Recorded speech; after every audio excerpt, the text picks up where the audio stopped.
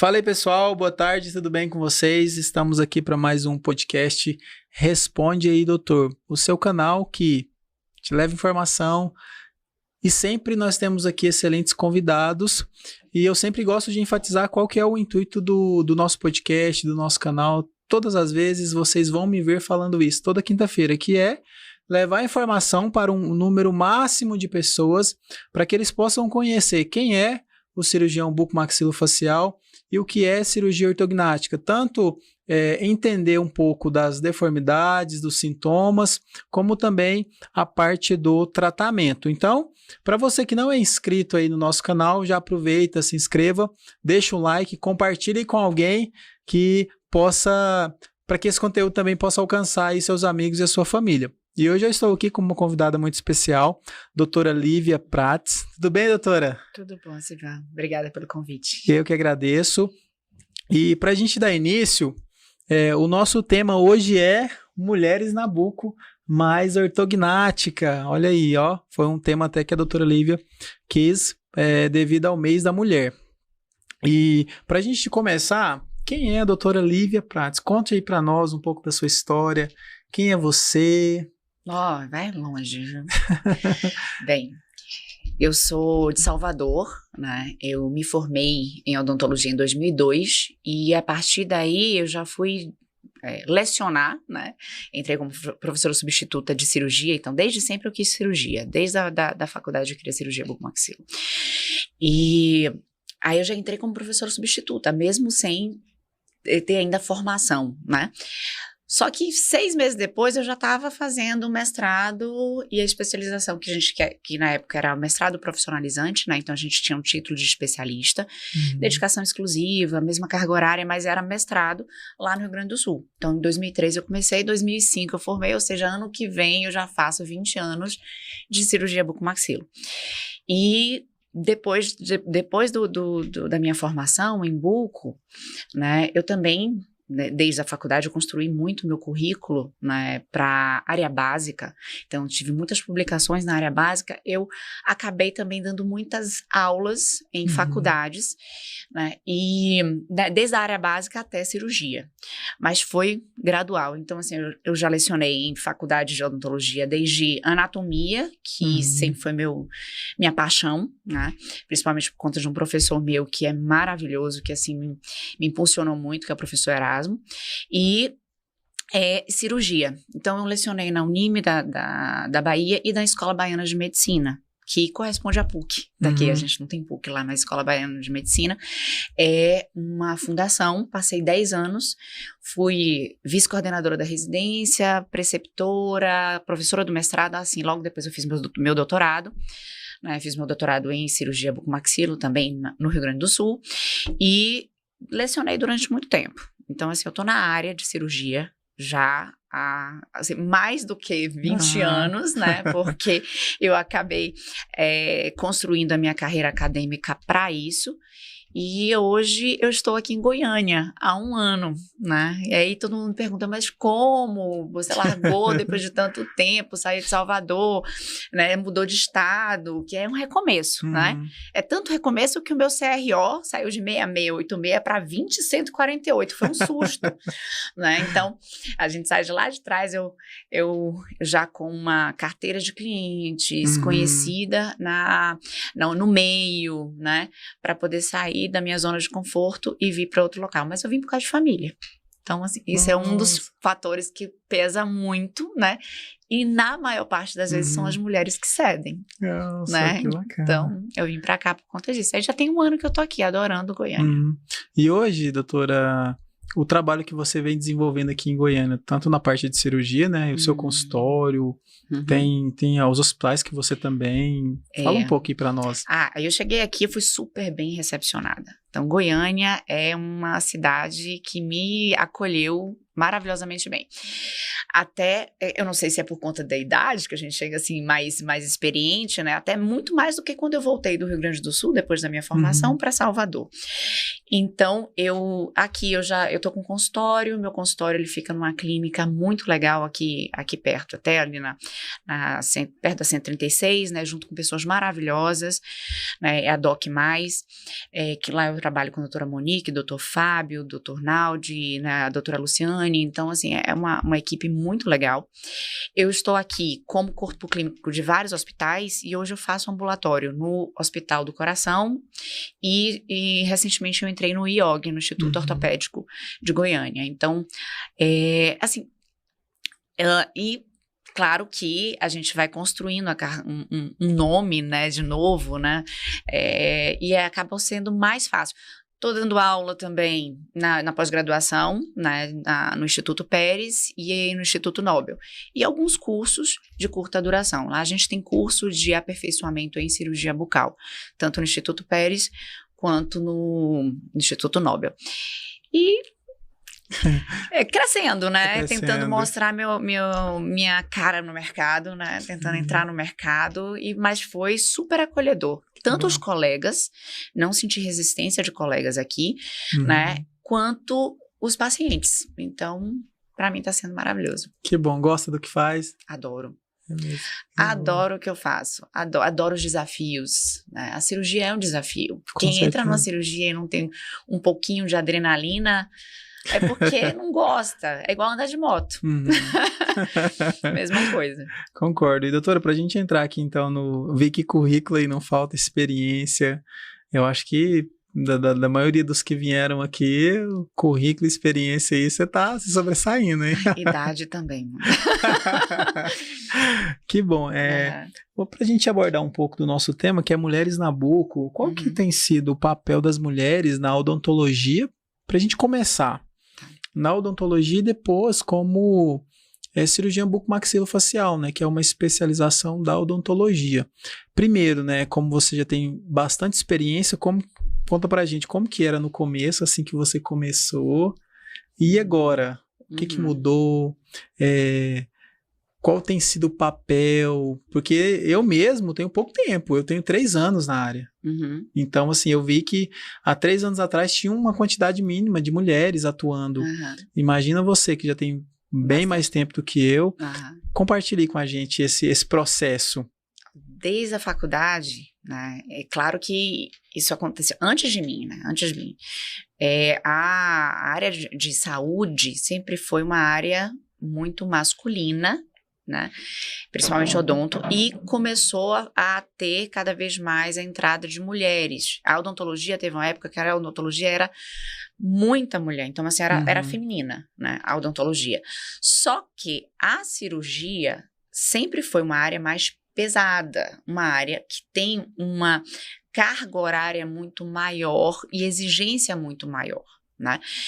Então, não é uma área de escolha da maior parte das alunas de graduação. Isso a gente vê desde acho que assim, antes de mim, acho que eu tive uma professora de cirurgia, 2 professoras de cirurgia, uma que já não era mais professora de cirurgia, que virou patologista, e a outra que era professora de cirurgia oral menor, mas porque também era médica, né? Isso na graduação. Mas você tem razão. Então, isso foi, assim, gradualmente, com o passar dos anos, a gente vê o aumento do interesse das mulheres por áreas mais masculinas. Né? Então, foi aumentando. Quando eu entrei como preceptora, né, na verdade, quando eu voltei do Rio Grande do Sul, em 2006, a primeira vez, depois eu voltei para o Rio Grande do Sul para fazer o doutorado, em 2006, quando eu cheguei, só tinha uma cirurgiã bucomaxilo que tinha voltado, né, que estava lá. E aí depois voltou uma outra colega minha maravilhosa, a Sandra Sardinha, que assim, hoje ela está no Canadá, sendo professora no Canadá. Então, eram poucas. Quando eu entrei para ser preceptora, eu tinha uma aluna, uma residente. Quando eu saí da preceptoria, a gente já tinha uma maioria feminina dentro da residência. Residência e especialização da Escola Paiana de Medicina. Então, foi gradualmente essa expansão das mulheres dentro da cirurgia, a gente vê cada vez mais. Então, mas meu caminho até hoje, não foi um caminho fácil, né? Eu acredito que também não é fácil, a gente não pode comparar. Eu falo que eu não sou machista, eu não sou feminista, eu sou feminina. Aham, Eu acho que a gente não tem que ter igualdade, a gente tem que ter equidade, com né? certeza. Porque existem diferenças básicas. A mulher para poder ter filho. A mulher, ela tem seus dias, né, maravilhosos, então tem aquela variação hormonal que é inerente. Quem trabalha na área de saúde sabe. Então, tem aqueles altos e baixos. E isso influencia, né, no nosso dia a dia. E as mulheres, então, elas precisam de um espaço um pouco diferenciado, às vezes. Precisa de você ter mais paciência, né, com essas fases. Eu não acredito que a gente precisa ter o mesmo espaço, mas sim compor. Então, uma equipe, quando você tem uma equipe só de homens, é uma equipe pesada. Você vê que é uma equipe pesada.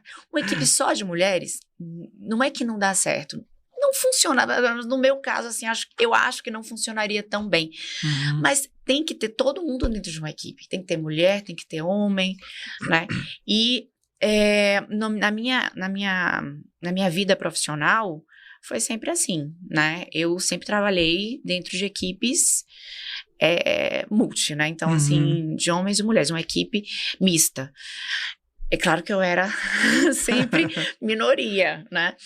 Então, tem uma certa predileção, sim, né, pela especialidade pelos homens, por conta dessas dificuldades. Por quê? Por exemplo, ontem eu dei plantão. Eu passei 12 horas dentro do hospital. Então, às vezes, isso é difícil para uma mulher que tem um filho pequeno. Sim, com certeza. Né? Então, precisa de uma estrutura muito diferente do que um homem tem, né? Na maior parte das vezes. Não tô generalizando, porque a gente acaba tendo uma visão melhor no geral, né? Não específica. E a questão da maternidade é muito mais desafiador para a mulher do que para um pai. Mas muito. Muito. Se não fosse, a gente não teria uma licença maternidade, sim, né, de 6 meses e um homem de 5 dias. Sim. Então, é muito diferente, né? É muito diferente. Mas, mesmo com essas dificuldades, é por isso que tem que ter o ajuste, né? A própria equipe, né, o próprio ambiente de trabalho tem que ter uma adequação tanto para ter as qualidades femininas naquele ambiente de trabalho, quanto as qualidades masculinas. Então, a gente se complementa. Não é para poder concorrer.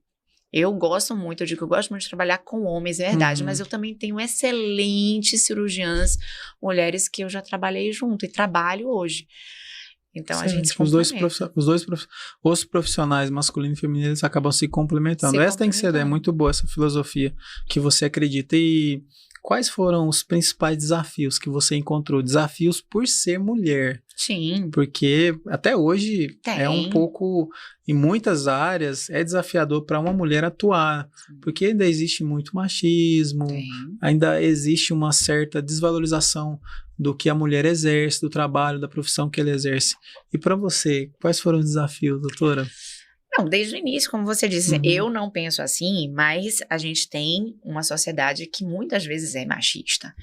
Então, quando eu voltei da minha formação, foi muito mais difícil entrar no mercado de trabalho do que os meus colegas que voltaram. Não voltou ninguém de onde eu fui, mas todo mundo que saiu, eu fui a única da minha turma de graduação, mulher, que fez cirurgia bucomaxilo, então, mais alguns colegas fizeram, acho que mais uns 3, 4 colegas fizeram. Quando voltaram, a gente via que eles se incluíam muito mais fácil nas equipes do que eu, por conta, imagino que por conta, né, dessa dificuldade, né, que a gente acaba encontrando por ser mulher.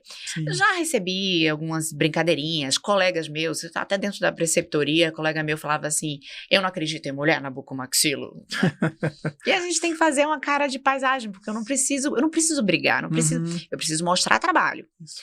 Então, como é que a gente mostra trabalho? Competência, estudo e com individualidade. Então, o que eu posso fazer para poder contribuir com essa equipe que não tem? E as mulheres, elas são muito mais agregadoras. As mulheres, elas são muito mais sensíveis, e isso daí você consegue, às vezes, até driblar outras qualidades que a gente não tem naquele momento, né? Por exemplo, uma força, né? De força mesmo, força física. Mulheres, assim, na maior parte das vezes, elas não são tão fortes quanto homens. Então, eu já sofri para reduzir um zigoma. Muito impactado. Eu sofri para puxar o zigoma. E aí, meu sócio, meu parceiro, virou para mim assim, você quer que eu puxe? Aí eu falei, tá. Foi a primeira vez que a gente não quer dar a mão, dar o braço a torcer, né? Então, assim, eu deixei ele. Então, a gente precisa de uma equipe, às vezes. Com certeza, né? concordo. Não é porque eu não consegui, naquele momento, desimpactar um zigoma. Eu falei assim, peraí, vou malhar. Então, foi um estímulo a mais para eu malhar, vou pro CrossFit. E aí a gente vai tentando diminuir essas dificuldades. Mas foi difícil no início, sim. Eu tive situações de grande preconceito por ser mulher, de brincadeirinhas, de conversas. Ai, não posso conversar nada no centro cirúrgico, porque acha que no centro cirúrgico é o local de homem, de macho, de falar besteira, né? Então, de falar palavrão. Então, mas se você levando, né, assim, com muita tranquilidade, né? Sim. Às vezes tem que ser um pouquinho, né? Até eloquente, mais ríspido. Não é assim.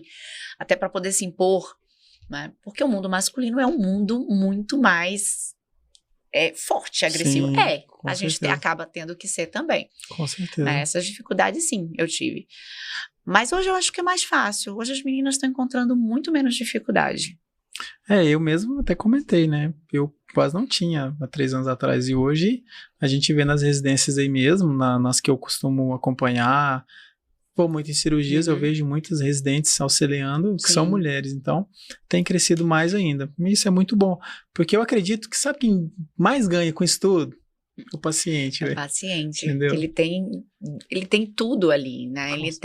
Ele tem a assertividade, né? O homem é muito mais assertivo e muito mais cálculo, né? E muito mais certeiro. A mulher é muito mais acolhedora, muito mais sensível, né? Então, ela é mais organizada. Então, a gente junta os dois. Mas isso é verdade. Agora, ainda acontece um funil muito grande. Você vê que na residência a gente tem, isso já acontecia antes, a gente tem, assim, algumas ou várias mulheres, e quando você vê na grade de um congresso hoje, você vê 1, 2 mulheres, a maioria é homem, né? A maioria é homem. Nós temos alguns grupos de mulheres, inclusive tem grupo aqui no Brasil que se formou através do Colégio Brasileiro de Cirurgia e de bucomaxilo, e também através da AO. Então tem grupos já que se organizam, fazem reuniões virtuais, reuniões online, né? Então, e reuniões, já teve uma reunião presencial no último COBRAC, vai ter outra reunião presencial agora no próximo COBRAC. Então, as mulheres estão se organizando, mas ainda tem esse funil. Você vê que lá no final, no topo, quem foi que conseguiu até o finalzinho lá chegar a ser top, convidado top do congresso? Geralmente é uma figura masculina. Eu desconheço uma figura feminina que tenha chegado a esse patamar. Se continuar nessa crescente aí das mulheres, eu tenho certeza que isso vai mudar. Vai mudar, vai chegar uma hora. E a presença feminina das mulheres, ela qual foi o impacto? Houve uma evolução na especialidade? Mudou alguma coisa? O que mudou? A mulher ela trouxe aquele jeito, igual você falou, acolhedor, mais empática. Mais empático. Teve esse impacto, não teve? Sem sombra de dúvidas, né? Com certeza, com certeza. E, assim, você vê assim, até a diferença, né? Eu não gosto daquela imagem do cirurgião bucomaxilo, assim, ele tem uma caveirinha, um crâniozinho, bonitinho, dourado, mas assim, tudo é sangue, faca na caveira. Gente, não, peraí, a gente opera, mas o paciente não precisa, né, saber o que a gente tá fazendo dentro dele. Então, você vê que essa sensibilidade, você vê até nas postagens da rede social. Os homens são um pouco mais agressivos nessa nessa demonstração de cirurgias, né? E as mulheres, elas são mais delicadas, né? Então, elas postam muito mais informativo, Sim. querem agregar mostrando postura e como é que vocês chamam agora porque essa parte de rede social é nova para mim, né? Então, como é que você... Posicionamento, autoridade. né? Autoridade. Então, as mulheres, elas são muito melhores nisso. Já os homens, você vê que são muito melhores em chamar a atenção para aquela parte mais técnica, né? Sim. Então, da cirurgia, do operador, né? Concordo. Então, eu acho que deu uma suavizada na imagem da faca na caveira, né? Acho que sim. Graças a Deus.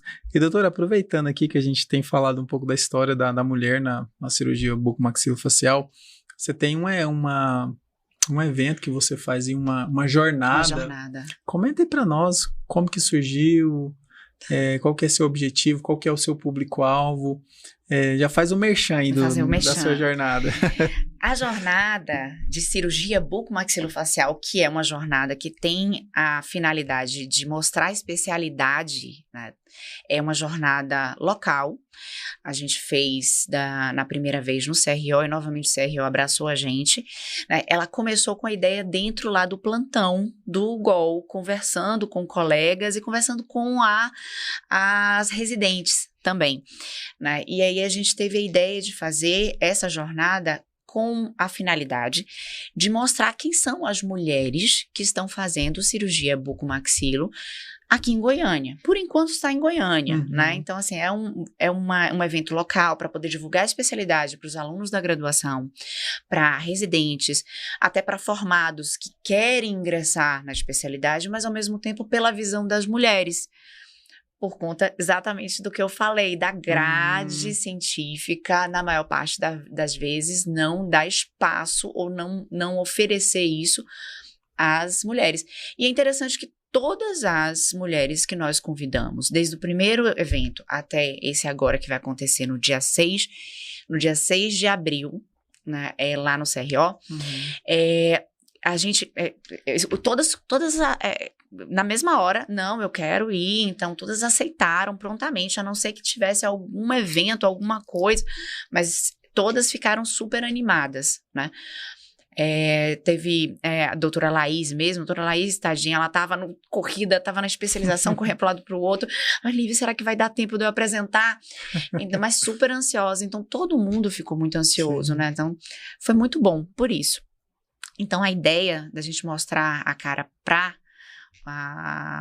o público, né, da odontologia é para poder mostrar que tem também mulher fazendo cirurgia bucomaxilo e muito bem, né? E muito bem.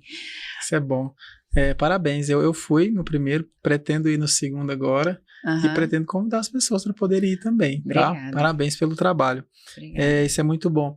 E doutora, qual foi a primeira vez que você ouviu falar sobre cirurgia ortognática? Nossa, cirurgia ortognática?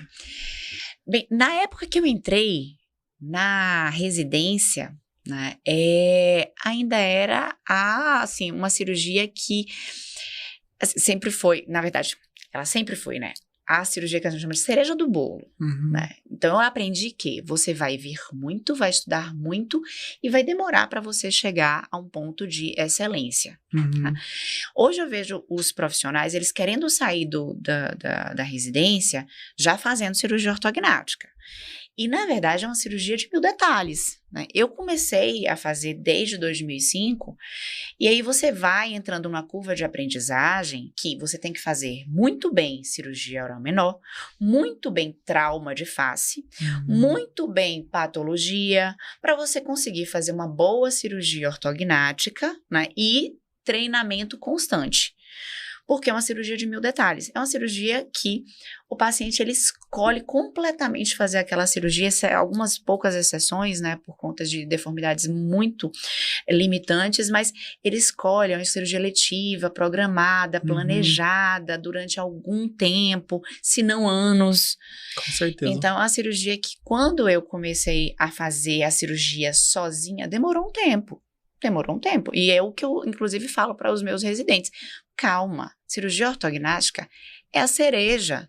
você tem que fazer tudo bem, porque se você não fizer tudo bem, quando você chega na cirurgia ortognática, você não vai saber resolver problema, né? Se você não sabe dobrar uma placa corretamente para poder fazer uma fixação de um zigoma, fazer uma dobra anatômica, você não consegue fazer isso na cirurgia ortognática, que é letiva, e você precisa de agilidade, porque ela tem passos que você segue sequenciais, né?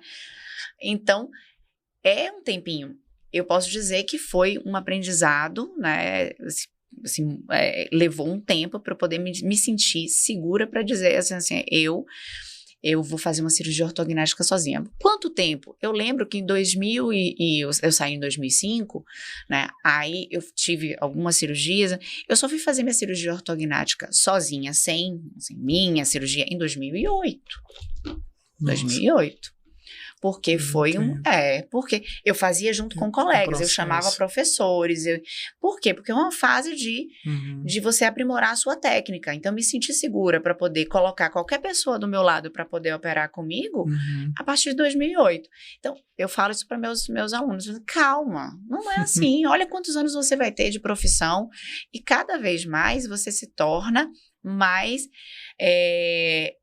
cauteloso, porque com o treinamento vem também, né, vem também os erros, sim, né, claro, certeza. vem os erros junto com o treinamento, e aí você consegue ficar mais cauteloso e saber quando operar, quando não operar, quando você indicar uma técnica ou não, quando você indicar um certo tipo de osteotomia ou não, e isso vem com o tempo, não adianta, não tá no livro, né?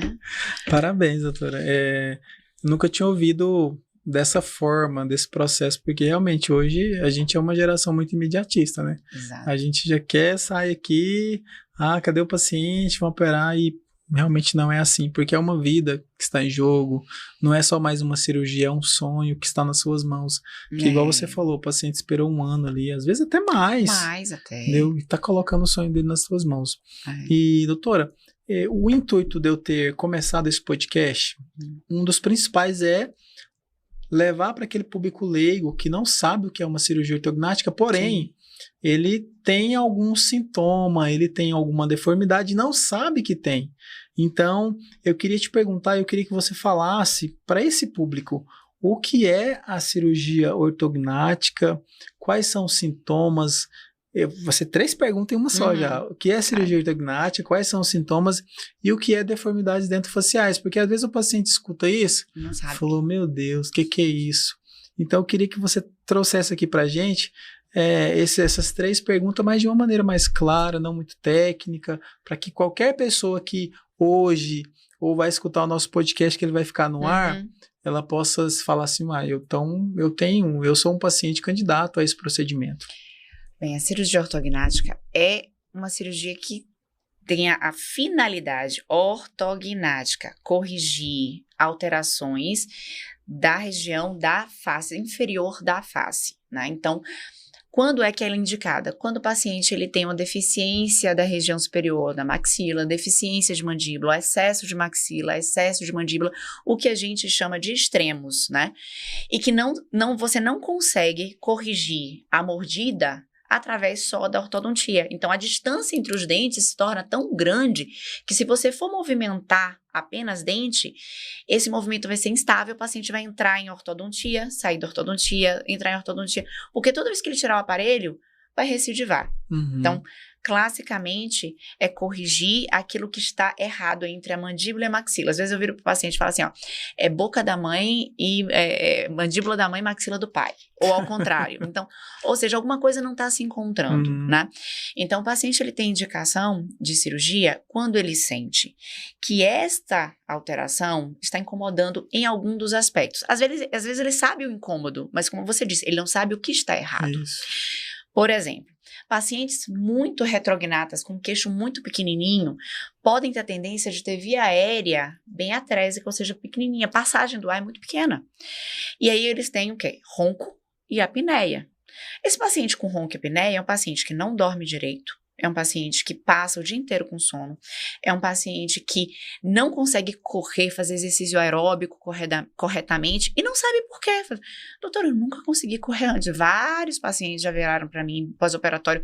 eu tô correndo, eu tô fazendo aeróbica, eu estou fazendo bike que eu não conseguia. E ele achando que era um problema dele não conseguir fazer um exercício aeróbico. Não, é um problema sistêmico, acaba sendo um problema sistêmico, né? Porque ele não tem uma oxigenação, não entra oxigênio suficiente para ele poder fazer isso. Outra situação é que ele, às vezes ele não sabe, é aquele paciente que fala assim, que sorri, aparece só gengiva. Doutora, só aparece gengiva. Eu falei, por quê? Crescimento vertical. Então, com o crescimento vertical, você tem um excesso de crescimento da maxila, e aí o tecido mole, ele sobe e mostra assim, muita gengiva. Esse paciente é um paciente candidato à cirurgia ortognática. Pacientes que têm grandes diferenças, como eu disse, entre a maxila e a mandíbula, eles não conseguem mastigar corretamente, sentem dores musculares. Eu não posso dizer que existe uma relação causal entre a deformidade dentofacial só e a DTM, a disfunção. Isso daí a gente não pode dizer porque a DTM ela é multifatorial. Então, mais pacientes que têm uma alteração, como mordida cruzada, né? Então, alteração da mastigação, eles sentem dores musculares. É a mesma coisa você ter um paciente com uma perna maior do que a outra. Então, você tem ali uma disfunção, uma alteração da função normal. Então, não é a cirurgia ortognática que vai tratar completamente a DTM. Precisa de outra forma de diagnóstico, é diferente. Mas também é uma forma de você alertar para o paciente. Olha, você pode ter um problema também relacionado à sua oclusão, que é a mordida. E aí esse paciente, de repente, esse paciente tem indicação de ortognática. Então, eu acho que quanto mais a gente divulga essas informações de como o paciente ele pode identificar que essa alteração que ele tem pode ser tratada através de uma cirurgia ortognática, melhor. Com certeza. A gente tem que divulgar mesmo o diagnóstico. Esse é o meu intuito. Eu acho maravilhoso. É divulgar. E assim, é também uma questão funcional, mas também tem a parte estética, né? E hoje, o paciente, eu acredito que ele vai mais pela questão estética. Ou eu estou errado? Não, tem muitos. Tem muitos que vão pela função, né? Mas tem muitos que vêm pela parte estética. Até exageradamente, né? Então, como eu te disse, chega um momento da vida da gente que a gente começa a pesar quando operar, quando não operar. Porque hoje você tem até formas menos invasivas, né, de tratar. Então, aquele paciente com a queixa estética, né, de face curta, face pequenininha, já tinha uma paciente mesmo grandona, 1,80 m, ela virava pra mim assim, doutora, eu me sinto um dinossauro. Sabe aquele dinossauro, né, que tem a carinha pequena? Porque realmente ela tinha uma face curta. Então, esteticamente se incomodava muito pra ela.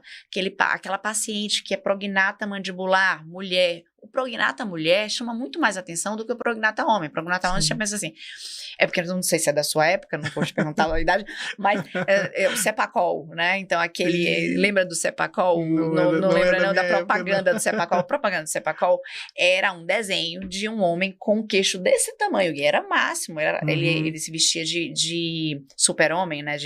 De super-herói, e era a estética favorável. O homem com queixo maior é mais aprazível. A mulher não. Então, as mulheres que são classe 3, têm a mandíbula maior do que a maxila, geralmente querem operar. Os homens, né, ó o Cepacol, muito legal, né? Então, era o bom de boca, né? O nome dele era bom de boca, é bom de boca, né? Então, olha como fica interessante, né? É uma estética que seria favorável, o homem machão, másculo, né? Mas um queixo assim, né, para uma mulher fica muito marcado. Aí elas procuram, sim, os procedimentos estéticos. Já o retrognata, o queixinho pequeno, né? Geralmente, os homens operam muito mais por retrognatia do que as mulheres. Porque uma pequena retrognatia para a mulher é favorável, fica delicado. Até nas medidas que a gente faz, porque quando a gente vai para a cirurgia ortognática, que é uma cirurgia de 1000 detalhes, é 1000 detalhes de planejamento. Então, no planejamento, a gente vai sempre planejar diferentemente uma mulher do homem. Então, a paciente que tem uma retrognatia, geralmente a gente avança menos o queixo do que o homem. Do que o homem. É. Mas essa parte estética, eu digo que a gente faz uma harmonização nível hard, né? No nível hard. Porque aquele paciente fala assim, não tem um ângulo de mandíbula. Aí você vai fazer um correto diagnóstico, ele não tem, na verdade, um crescimento correto da mandíbula. Sim. Ou então um crescimento, teve um crescimento vertical com um ângulo goníaco muito aberto, com o ângulo da mandíbula muito aberto. Então, esse paciente, ele tem a necessidade estética. E, gente, a necessidade estética não é para ser menos do que é funcional, né? É o que o paciente precisa para a vida social dele. Sim, e hoje com selfie, rede social. Rede social é, né? Isso aí. Pois é, precisa. E assim, me fugiu a pergunta aqui, gente. Eu falo demais, né? Não. O que eu ia perguntar? Depois eu vou lembrar. Só para a gente dar uma enfatizada mais nos benefícios. Você falou de um pouco dos benefícios. Sim. Quando o paciente ele vem fazer a apneia, né? Sim. Vai em busca, ele descobre que a cirurgia ortognática ela resolve, é definitivo o problema de apneia. E quais são quais os outros benefícios? Tem a questão da autoestima, que mexe com o paciente também. Já que a gente estava falando da estética, a autoestima é fantástica. Eu tinha um colega que, assim, muito amigo, ortodontista, a gente operou muitos pacientes juntos, e ele faleceu, mas o que ele falava para os pacientes era o seguinte, cuidado, porque é a cirurgia da separação. A gente operou porque ela não ia para escola. Ela colocava, até porque ela estava sendo preparada. Então, aí a gente chama de aumentar a discrepância, né? Então, ela foi preparada, descompensada, os dentes eles já estavam no lugar para operar. Ela botava o cabelinho na frente, assim, ela não ia para escola. Ela não queria. A mãe virou para mim assim, doutora, ela não tá querendo ir para escola. Então, a autoestima é fantástico. Para autoestima, aqueles pacientes que necessitam, tem que operar. E a apneia, como você falou, a apneia é mandatório, porque o CPAP, não tirando, né, a indicação do CPAP, né, meus colegas otorrinos, o CPAP, tem pacientes que não conseguem dormir com o CPAP, né, atrapalha muito, tanto a vida profissional, durante o dia fica muito sonolento, não consegue fazer nenhuma atividade, quanto a vida também pessoal, a profissional e a pessoal, né, pessoal também. Doutora, a gente tem que dormir em quartos separados. Eu confesso que eu não daria conta de dormir com esse papo, viu? E você falando aí que a ortognática ela é motivo de muita separação, recentemente eu tava lendo algumas notícias e o ronco também. Ele tem sido um forte, tem aumentado o índice de casais que começaram a dormir separados e muitos não estão dando conta, estão separando mesmo. Então assim, olha só que benefício que é a cirurgia ortognática para esses pacientes. Exato. Isso também, outro benefício, não é só o ronco, né? Então, a atresia das vias aéreas superiores nessa região da orofaringe, mas também na região nasal também. Aqueles pacientes que têm atresia de maxila, aquela maxila bem fechadinha, tá? Então, que você olha, que o paciente dá sorriso, você vê o corredorzão atrás, e é como se fosse uma maxila em V. Esses pacientes geralmente têm também a base do nariz muito fechada, atresia, não conseguem fazer uma respiração nasal corretamente, acabam com respiração bucal. E, meu nariz entope, eu não consigo respirar pelo nariz, já fiz até desvio de septo, e não resolveu. Não resolveu. Por quê? Porque o diagnóstico lá atrás não foi feito corretamente. Na verdade, precisava de uma expansão dessa maxila. Pegar essa maxila e, colocar ela no tamanho ideal, que também é uma das cirurgias ortognáticas. Mas os benefícios são maravilhosos para mastigação, né? Também é a mesma coisa. Tem pacientes que não conseguem, porque tem uma mandibular cruzada. Como é que vai conseguir mastigar corretamente? Esse paciente passar a vida toda assim. Imagina. Você que está assistindo aqui o nosso podcast, ou você que não está assistindo hoje, hoje é 21? Hoje é 21/3/2024, mas qualquer outro dia aí, uma grande oportunidade para você marcar uma consulta com a doutora Lívia. O Instagram dela vai estar na descrição dessa live, desse podcast, então aproveita. Você que se identificou com alguma deformidade, com algum sintoma, aproveite e marque uma consulta com ela, que eu tenho certeza que você vai estar em boas mãos. E eu lembrei da minha pergunta. Sim, eu tenho certeza que você teve pacientes que foram até você fazer uma consulta por questões funcionais. Sim. E quando aconteceu a cirurgia, ela viu a questão estética. Como que foi? Não, muito melhor. Não, esses pacientes, eles se surpreendem. Esses pacientes realmente se surpreendem. Doutora, eu vim por conta da apneia, né? E quando você avança a mandíbula, nossa, mas, doutora, eu estou muito mais bonito. Isso geralmente os homens estão muito mais bonitos. E que eles não têm coragem de dizer que estão ali por conta da parte estética. Às vezes eu acho que até vai, já sabe, né? Já sabe. Com certeza. Mas eles não falam. As mulheres já falam, já prontamente falam, né? Que é mais por conta da parte estética. A gente tem essa diferença, né? Que as mulheres procuram mais pela questão estética e os homens mais pela questão funcional. Isso é o que eles relatam. Mas no final, o resultado, quando você tem resultado funcional e estético, os pacientes eles ficam maravilhados. Com certeza. Né? Eu gosto muito, eu acredito muito na cirurgia ortognática, doutora. Eu sou apaixonado na cirurgia ortognática porque eu também convivo assim, tenho a oportunidade de conversar com vários pacientes e eu vejo a reação, o sorriso, que lá no quarto, às vezes eles já no segundo dia eles já estão respirando melhor, então é fantástico. E doutora, como que é o pré-operatório, como que você lida com esses seus pacientes, sobre o pré, o trans e o pós-operatório? Eu queria que você comentasse como que é o paciente estar prontinho para poder operar, como que é o pré-operatório, o que que você recomenda, quais são as recomendações que você passa para ele, e queria que você comentasse sobre o pós-operatório também, que às vezes as pessoas não fazem a cirurgia com medo do pós-operatório. Comenta aí para nós, doutora.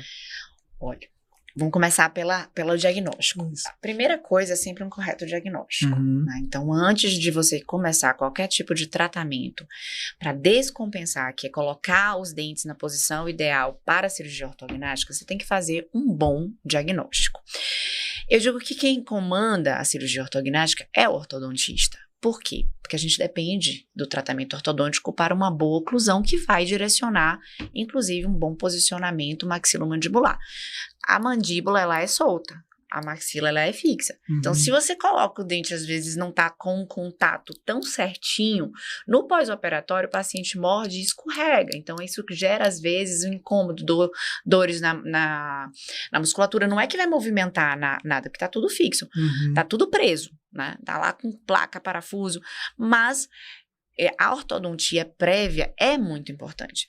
Mas tem casos que a gente diagnostica que, desde o início, o paciente precisa de uma cirurgia primeiro, e depois a ortodontia para poder fazer com que os dentes eles se contactem melhor.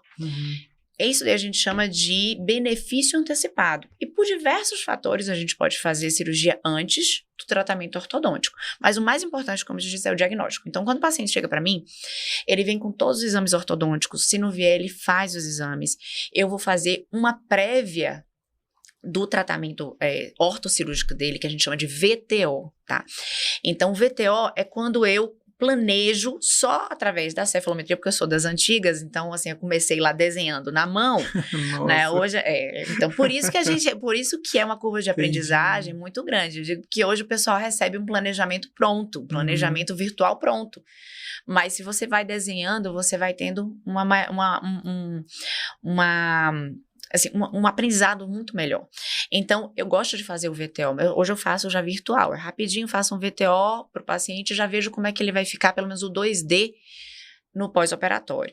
E aí mostro para o paciente, converso com o ortodontista. Então, contato com o ortodontista é primordial, é muito importante, porque o ortodontista ele vai botar o aparelho e vai movimentar os dentes. Ele vai ter muito mais contato com o paciente durante esse período de preparo do que eu, apesar do paciente voltar para mim de 2 em 2 meses, de 3 em 3 meses, para eu poder ver se tá indo no caminho certo. Não é que eu tô vigiando o ortodontista, não. Eu tô vendo as dificuldades do ortodontista também. E aí a gente vai ajustando o tratamento ortodôntico até chegar ao momento da cirurgia. Quanto tempo demora isso? Depende do caso, depende de quanto precisa movimentar o dente. 6 meses, 1 ano, né? Eu já vi demorar mais. Geralmente paciente de cursos de ortodontia, eu tenho vários pacientes que eu acompanho dentro dos cursos de ortodontia que eu acompanho, que eu peço para eles tenham paciência, que às vezes demora um pouquinho mais, isso é natural dentro de um curso de pós-graduação. Mas geralmente é isso, é entre 8 meses a 1 ano de preparo pré-operatório. E aí, o paciente vem já preparado. Como é que a gente vai ver que está preparado? A gente vai avaliar como estão os dentinhos e como é que eles estão se encontrando. Se esse paciente já está preparado para a cirurgia, aí começa a minha parte real, né? Então, aí a gente vai para uma série de consultas.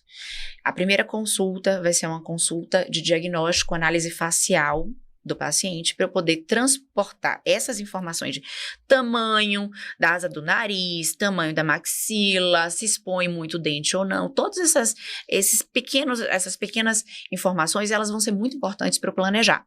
Aí, depois dessa análise facial, e às vezes construção até mesmo de um registro de mordida, o paciente ele vai para a tomografia. Fez exames, traz a tomografia e a gente vai para o planejamento cirúrgico. Planejamento cirúrgico é um planejamento 3D, virtual. Hoje eu uso um programa, na verdade eu uso esse programa desde 2012, né, que é o Dolphin. Aí eu tenho o programa, eu gosto de planejar meus casos, eu não delego ninguém planejar meus casos, porque se eu planejo, eu sei toda a movimentação que eu vou fazer para aquela maxila, para aquela mandíbula, tudo.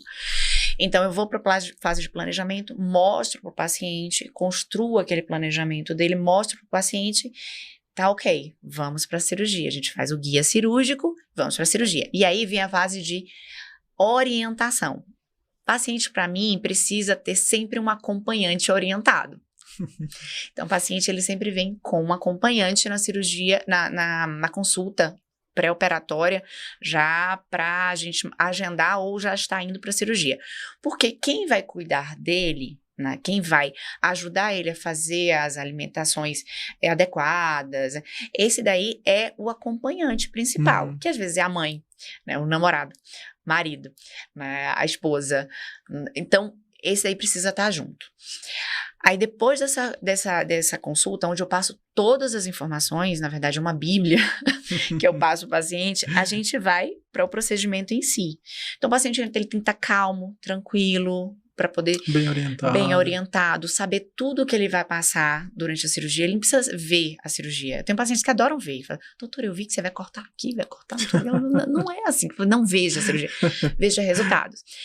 E o transoperatório, ele é quase igual para todos os pacientes. Eu digo que a cirurgia ortognática, ela é de 1000 detalhes, mas ela é igual para todo mundo, né? Praticamente todo mundo. Corta aqui, baixa aqui. A diferença são os movimentos que você vai fazer, que é individualizado para cada paciente. Mas a técnica é quase igual. Acontece que antigamente a gente utilizava uma técnica muito mais agressiva. Por quê? Não é porque a gente quer ser agressivo. É porque as técnicas não eram tão elaboradas como hoje. A gente não tinha o mesmo material que a gente tem hoje. Não tinha o piezo. O piezo é um material, uma ponta, né, que antes a gente utilizava só broca, que rodava, então serra, que corta osso. Hoje o piezo a gente coloca aqui, ó, na pele, ele dificilmente ele vai cortar, ele vai esquentar na pele. Se eu coloco em cima do osso, ele é um ultrassom, ele vai cortando o osso. Então, é claro que o pós-operatório vai ser muito melhor. Com certeza. Cirurgia minimamente invasiva. Eu fiz a minha formação em 2011, não, peraí, foi depois, 2016, em cirurgia ortognática minimamente invasiva.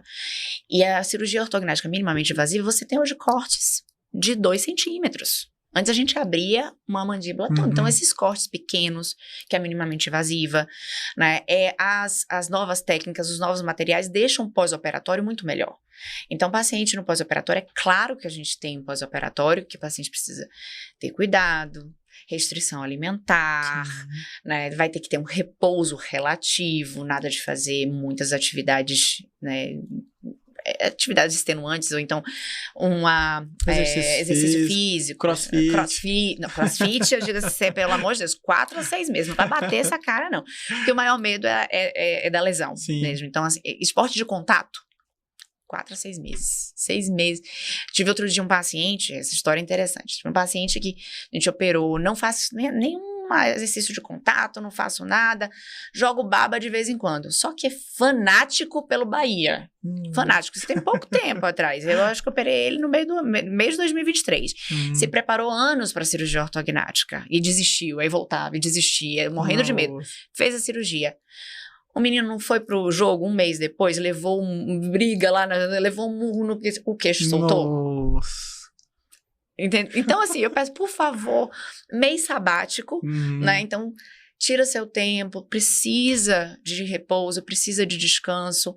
E os pacientes, quando fazem isso, quando eles são bem disciplinados, pós-operatório é muito fácil. Tranquilo. Muito tranquilo. 15 dias, você já tem um paciente bem. E o paciente, ele está bem. Ele não está de alta, mas ele está bem. Né? E às vezes, 4 dias você já vê um edema controlado. Se é um paciente que se cuida, é um paciente que usa aquela máscara de gelo, usa gelo, ou se não tiver máscara, usa gelo. Fisioterapia. Né? Fisioterapia.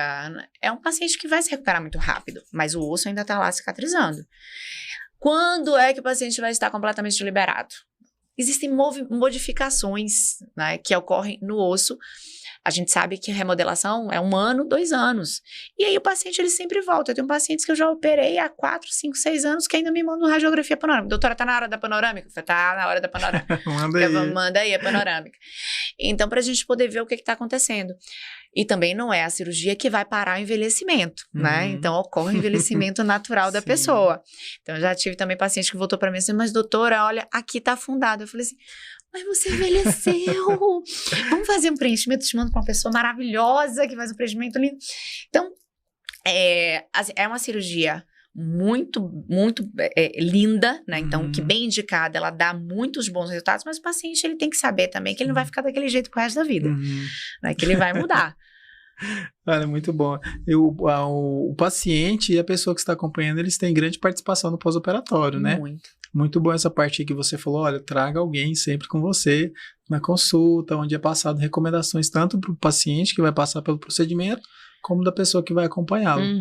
E o paciente também tem grande participação no pós-operatório, né? Igual você falou. Você passa as recomendações, o paciente não segue, dificilmente ele vai demorar mais ainda a alta dele, certo? Vai. E doutora, a procura pela cirurgia ortognática hoje, ela é mais pelas mulheres ou os homens, ou é igual? Ou antes era por mais mulheres ou mais homens? Como está isso hoje? As mulheres são mais corajosas. Mulheres. As mulheres, elas, pela necessidade estética, né? E eu falo que elas são mais corajosas, sim. Os homens não são tão corajosos. Eles demoram um tempo a mais para se decidir pela cirurgia ortognática. Na maior parte das vezes. Eu tive homens super bem tranquilos, decididos. Eu quero fazer e pronto. E há pouco tempo atrás eu tive um que ainda está em pós-operatório, que ele chegou para mim para extrair um siso. A gente diagnosticou uma apneia, ele quis operar, 2, 3 meses acabou. Operou, bem decidido. Nossa, mas geralmente são as mulheres, muito mais. Agora a gente precisa até desmistificar. Eu posso falar porque eu tive um sócio, ele foi meu residente, então era meu ex-residente e acabou trabalhando comigo lá em Salvador durante bastante tempo, que ele tem uma atresia de maxila severa. E a gente ficava o tempo inteiro assim, ó, vou te operar. Ele não decidia. Então, depois de anos, desde a residência, aliás, ele foi meu aluno da graduação, foi aluno da residência, aí agora, eu acho que 10 anos depois, é que ele tá decidido a operar. Por isso, medo. Eu falo, como é que você vai vender o que você faz, como você vai falar do que você faz, como é que você vai deixar o paciente ciente daquilo que você faz, se você não consegue, se você não tem coragem de operar. Né? Mas as mulheres são muito mais corajosas aí, ó. Tá? As mulheres são mais corajosas, sim. Coisa boa. E, doutora, pra gente encaminhar aqui pro final, eu gostaria de mandar um abraço pro Rodrigo.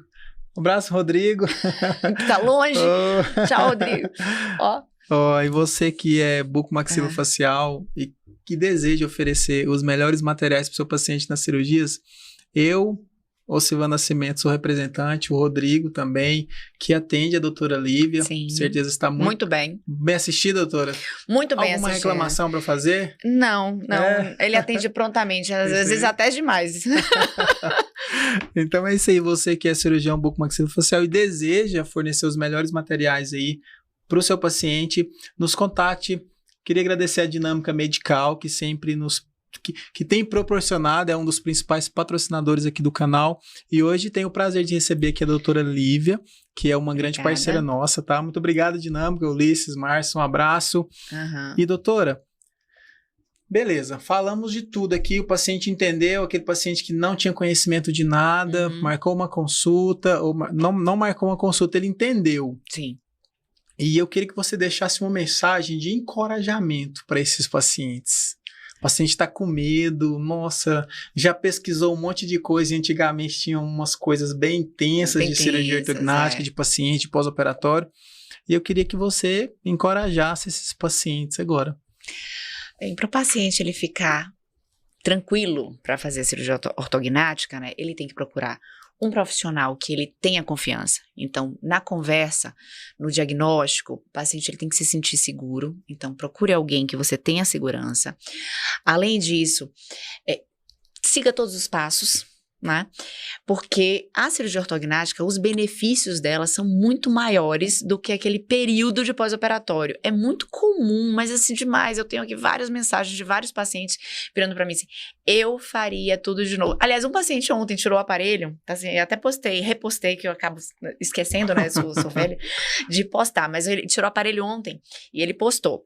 Foi um paciente muito amigo, ele demorou anos para operar, a apneia severa, não conseguia correr, hoje ele já tá quase fazendo maratona, então já tem 2 anos que eu operei ele e agora ele tirou o aparelho ortodôntico. Demorou um pouquinho mais porque, por conta de alguns ajustes, né, então ele postou ontem assim, eu faria tudo novamente.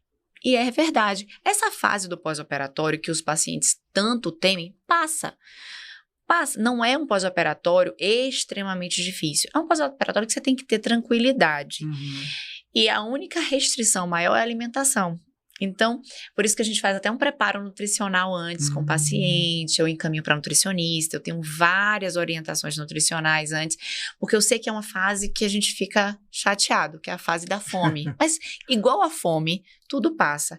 E o benefício de você ter a estética, a função restabelecida, ela é assim, é inigualável, né?